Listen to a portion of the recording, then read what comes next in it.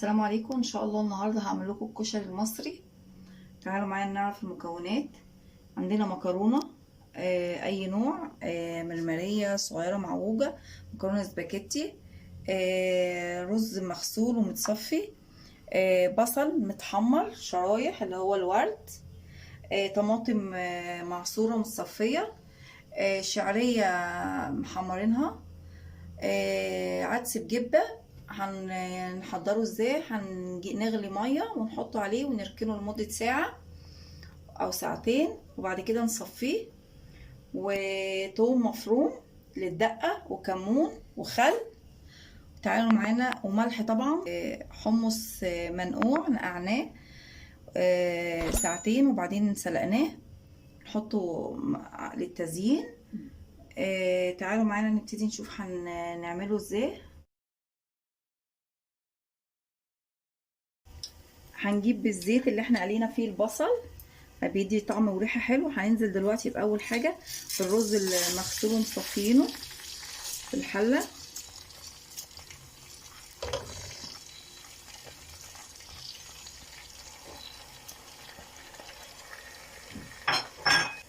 هننزل دلوقتي قلبناه في الزيت الرز. هننزل بالعدس بجبه،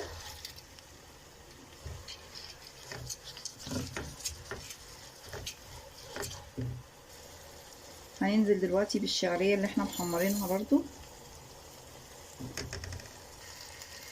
نحط معلقه ملح، معلقه كمون،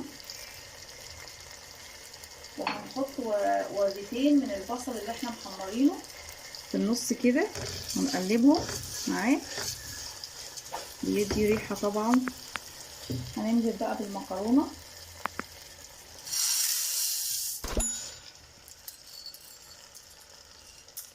قلبت المكرونه كده مع المكونات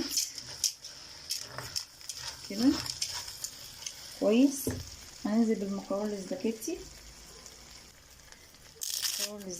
كده برضو ونقلبها. ونكونوا مجهزين عندنا ميه سخنه نحطها عليها. هننزل بالميه اللي احنا مسخنينها كده عليها بس، ونغطيها بقى كده ونسيبها تستوي، ونكمل بقيه الحاجات بتاعتنا التانية، الدقه والصلصه نشوف هنعملها ازاي. نحضر الصلصه بتاعتنا. هنجيب حله نحط فيها معلقتين زيت ومعلقه ثوم مفروم نحمرها كده. الثوم خدت اللون الذهبي بتاعنا، هننزل عليها بالصلصه. هنحط لها الملح وكمون. طبعا احنا بنحط هنا كمون عشان الحاجات دي الاكله دي فيها حاجات بقوليات كتير، فعشان القولون. هنقلبها ونسيبها تتسبك. نيجي نعمل الدقه بقى بتاعتنا. هنعمل الدقه. هنجيب طبق معلقه ثوم مفروم، نحط عليها معلقتين خل، معلقه كمون او معلقتين كمون صغيرين. هننزل بالملح، وهننزل بقى بعصير ليمونه هنعصرها. الدقه دي انا بنعملها على البارد، وميه بس كده. هي دي الدقه بتاعتنا. هنقلبها كويس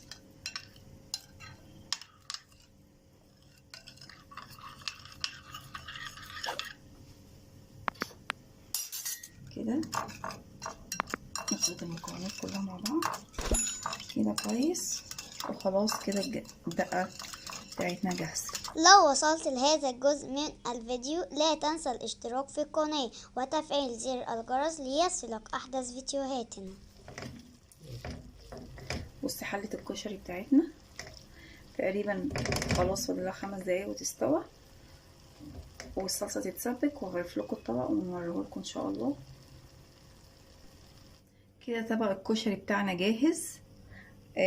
الصلصة اهي طبعا، انا حبيت اخليها لوحدها مش تشوفوها، والدقة والكشري ده اسمه كشري الحلة الواحدة، توفيرا للمواعين وتوفيرا للمجهود، وطريقة سهلة جميلة وطعمه في منتهى الجمال. ان شاء الله هتحبوه ولازم تجربوه بالطريقة دي، وبالهنا والشفا.